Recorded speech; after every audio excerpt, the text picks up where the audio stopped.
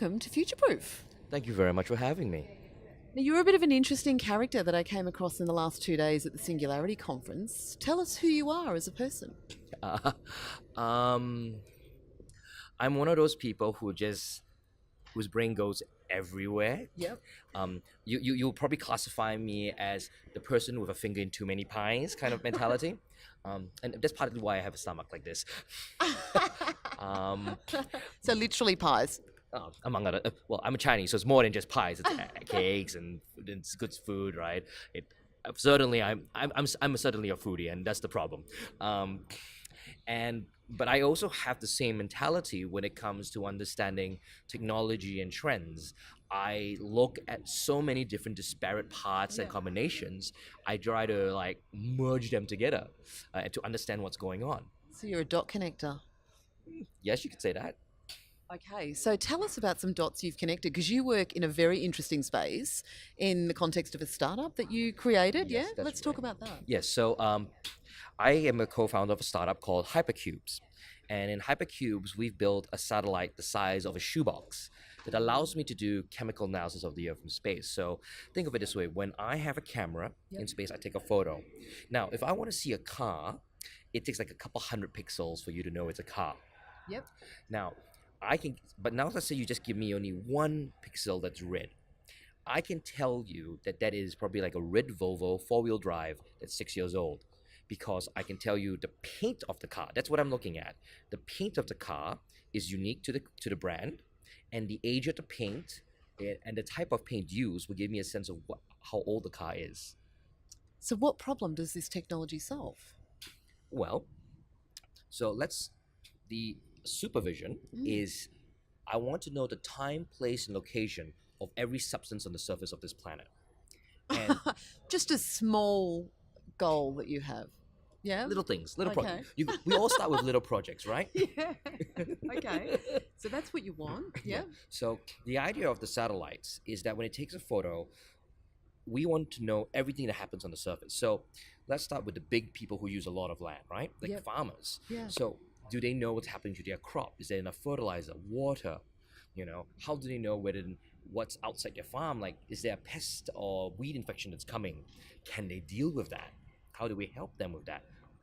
And all the mine sites, like, how do we make sure that they can find gold, iron, and other ores that we need in places that don't endanger species? And if they have to be there, how do we minimize pollution?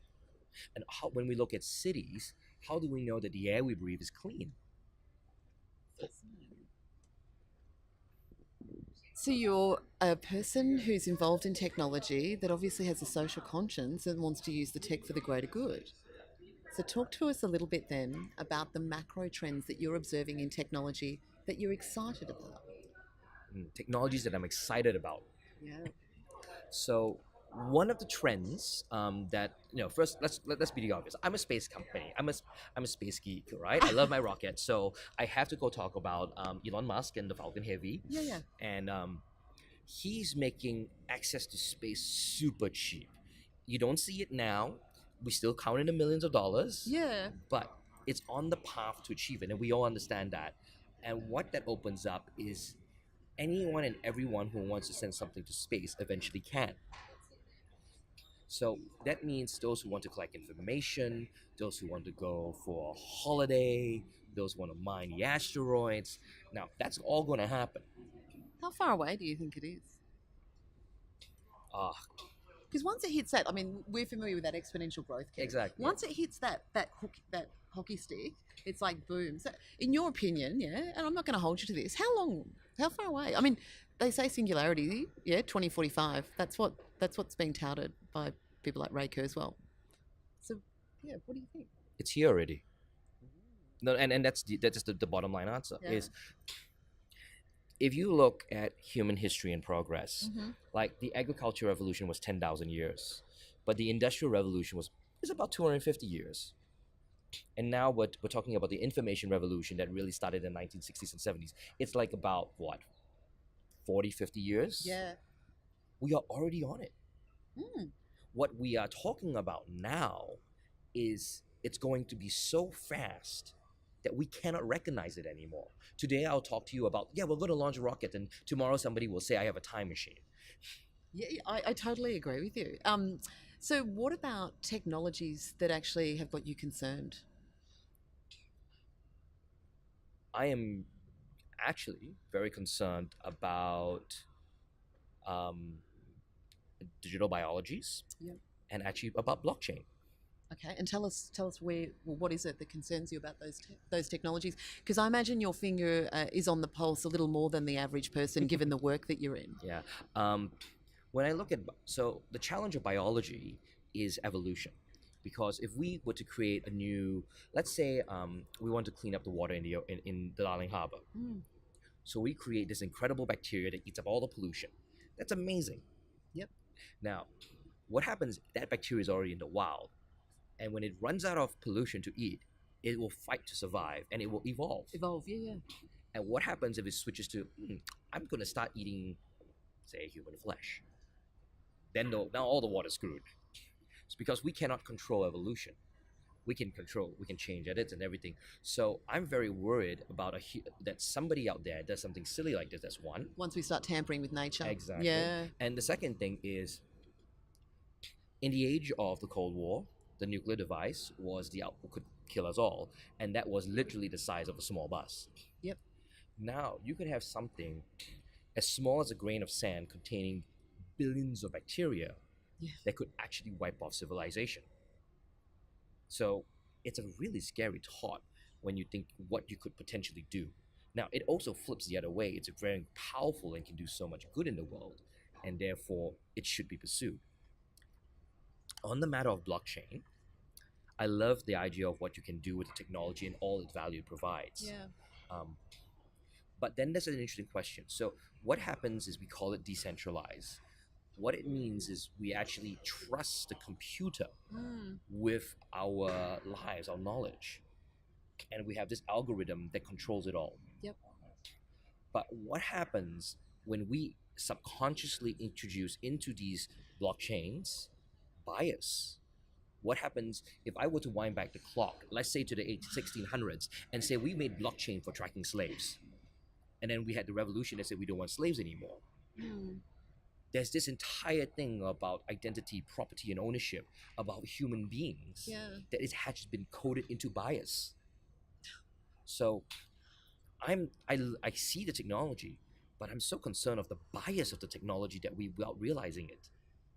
And they say, I mean, it's like technology doesn't. People have this assumption that it removes, unconscious bias, but it's already demonstrated that whoever creates the technology basically programs it with their own bias. That's right. Yeah, and then it's coded forever. But at least with an individual, you can re-educate the individual. Exactly. Yeah, to shift biases. So one of the things I'm very interested to talk to you about, I have this theory, right? And so we're here at Singularity U Conference, which is all about looking at where things are heading with AI and tech, and how it's going to impact the way we work and live, and the opportunities that provides in terms of creating social good. The challenge I have is that it seems like there is a significant amount of macro technology that already exists, that in the next 5 to 10 years is going to fundamentally shift how we work and live. And there doesn't feel to me like there's a lot of integration across all of it, or anyone actually looking at putting the human front and center, in the context of that technology. And what I mean by that, I think we live in a society that's never been more technologically connected yet disconnected. We've got higher rates than loneliness, well, more than double than we've had since the 1980s. In terms of mental well-being of our society, the levels of overwhelm and anxiety are at the highest levels they've ever been. And here we are with all of this technology that's going to fundamentally turn life on its head for people, and we're sitting here and representing probably about 2% of the population. How do we help the other 98% of the population get on board with what's happening and actually make the decisions that are in the best interests of society? So just because technology can do stuff, it doesn't necessarily mean that we want it and that's going to enhance our society. And I think that it might be great to have one technology being evolved, but it's like, if we have 10 of these technologies all happening at once, will that still be good for us? I know it's a long-winded, but it's like, what are your perspectives on it? Well, let's first deal with, I'll answer your question, but let's first deal with the first bias that you've actually presented in this conversation. Oh, yeah. Okay, and you says, how do we help everyone? Now, there's a difference between helping, changing, and serving. Yep. So to help someone implies that the other person is helpless. Ooh, interesting. If you are going to change something, Yep. then you imply that the other side Needs changing. needs changing, Yep. right? But in service, you are demonstrating that actually the other person has something to contribute to the conversation. Oh, absolutely. So this is the first bias I shall come. We do not need to help anyone. We need to serve them because they know their situation better than we do. Absolutely. So we have all this technology and things, and we take this mental position that we need to help everyone, we need to save everyone. Not true. No. We need to provide platforms and information. We need to be of service to them. And in exchange, they will tell us how these products make sense in their lives. You see immediately how your brain is shifting on literally on that conversation. Totally. No, you totally. And it's funny because my intent comes from a place of serve. Exactly. Not of trying to change people or make them accept what's happening. That's right. It's more about how do we educate people, from my perspective, to allow them to make the decisions that are right for them and the greater good of society. But at the moment, there's a complete lack of awareness. Exactly. Yep. So the first thing is when leadership tells the word, I want to help you, that's the perception it leaves everyone. And everyone who doesn't know the story now feels helpless. And you've just disempowered everyone. You've just shifted my whole mission. So I'm actually going to go. So my mission is to teach 1 million women and girls by 2020 how to future-proof happiness in work and life. My mission should be to serve 1 million women and girls, to support them Yes. in future-proofing happiness. Thanks for that. I don't need to ask you anything else. I'm done. No, sorry. Go back. Wow. Thank you. You Yeah. have definitely shifted my mind. Yeah. So in all this technology, let's talk about how we can serve it, right? There are like 5 things that we all want to do as a human being. Yep. We want to find companionship. Yep. We are always looking for more resources. Mm-hmm. We're looking for more efficiency in the resources we have. Yeah. We're looking for better communications in society. Yeah. All right. And we're always looking for safety. Yeah. Now, this is not a Maslow hierarchy of need question, but if you think about it for a moment, everything we need and want cannot be found within ourselves. We have to find peace within ourselves. But if I want to have a family, that companionship is with someone else. If all our technology to this date can do those things, but we do not understand it. So here's what I surmise. Do not worry about the technology. Do not worry where it will go. Worry where your mind takes it. Worry where you think technology will take you. Because you must be confident in what it is. Yes, Facebook or other social media platforms have disconnected us in a way from an interpersonal relationship. Yeah. But at the same time, it has allows us to stay in touch with thousands of people far away and have a conversation that we would not have otherwise. Yeah. If agree. you are not responsible to your own life about maintaining and building those interpersonal relationships, why are you blaming technology? I totally agree with you. It's like self-accountability 101, yeah? Exactly. So, like, I listen here to all this technology, and the short answers I tell everyone is, it's not what the technology is; it's what you do with it. Like we know the statistics that between 40 to 80% of all jobs will be automated by robotics and AI. Yes, you are going to struggle to transition into a new economy where your job is irrelevant. But you have to take the effort. You have to find a way. And if you can't find a way yourself, find communities who are suffering the same challenge and work with them. So what would be, I suppose this is all about future-proofing, and I'm big on giving people really simple tactics that they can take away and do something with tomorrow, yeah? So talk to us, what sort of advice would you have for someone who's not in this space that we're in? What 1 or 2 things could they start to do to help themselves, if not help, How can we serve, those who actually want to become more aware and remain relevant and continue to live a happy life? I'm a perfect student, aren't I? Um, it's a very short answer. I will say the answer is empathy. Empathy. You see, all we have is each other. Absolutely. That's all we have. Now, if I don't have empathy for myself, I won't take care of myself. If I don't have empathy for someone else, I cannot start a family. You know, if I can have empathy, so if I have a family I want to keep safe, and I go, look, the other kids and families in the neighborhood want to keep their kids safe. There's empathy for them. You will work together to form like a neighborhood community watch to fight crime. And when this is okay, we need better schools, but we can't afford it. So what we do, we go to the government. We go to a larger part of the city. We go to like a city level or state level, says, help us get the education for our kids. In exchange, our community, which is safe and sound, will provide more a place for other kids to be safe. Leverage. This is the reality. Leverage yourself to help those in larger groups that are in need of your service. And in exchange, the larger groups will, when they see true service, like you have empathy to their position, they will tell you what they need for you to go up. And you will naturally actually climb the ladder from taking care of yourself to taking care of a partner, figuring out your family, taking care of your community, Yeah. and then you figure how to take care of a country, and then you will take care of the world and then everyone in it. Wow. Thank you so much for sharing your perspectives. I'm going to throw one more random question at you because you're so in this space. I'm very interested in your perspectives. What are your thoughts on this concept of a global mind? A global mind. A global mind. So where through technology, we are all connected. All of our minds are connected. Yeah. In terms of think of the innovation and the problem solving, but comes at the sacrifice of individuality and diversity.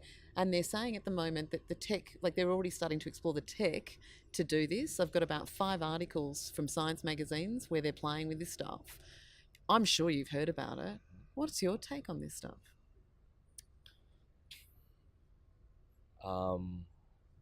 It's a really good question on a problem that's hard to comprehend. Yeah, I agree.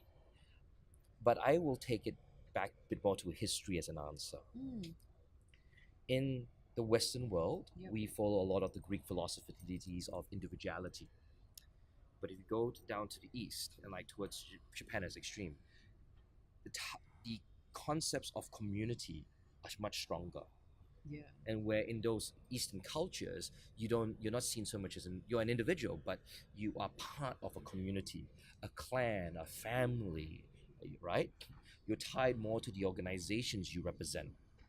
While if you flip it around to the West, we stand on our own, being proud. So culturally, we've already done this. That we have found balance in a community, and we have found balance in individuality. When technology provides us this space, it will swing very wildly in one direction to begin with. But what it will then we will then realize is a lot of the growth comes from the chaos. Oh, absolutely. There is Exactly. wonder in chaos, yeah? There's beauty in it. Yeah. So there will be times when we need to be unified. There's a disaster. We all must respond. We all need to know what we need to do. We'll go do that. But there are times when we want the chaos, because that was where we could figure out and try and test new things.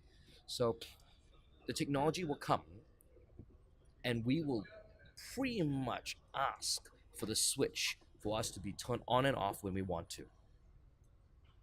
And The only challenge with all of that I see is the hacking piece. The hacking, yeah. How do you protect yourself from someone hacking access to your brain? here's, to be honest, Yeah. it will happen whether the Neuralink happens or not, because at the end of the day, we are a biological computer. So right now, what you're talking about is like a matrix. I plug in, I know kung fu, and I Yeah. can hack your brain. But have you ever considered that we're already biologically hacked? There are viruses and bacteria that can deteriorate the brain. I have considered that, and the more I explore this with people like you, the more I am in that space in terms of realizing that that's probably the truth. So what's stopping me from making a bacteria based on one of these things that affect the brain? But instead of making harm, it's designed to grow sections of the brain, or to, give my brain Wi-Fi. I don't know. Thank you so much for joining us and for your very insightful perspectives. A pleasure.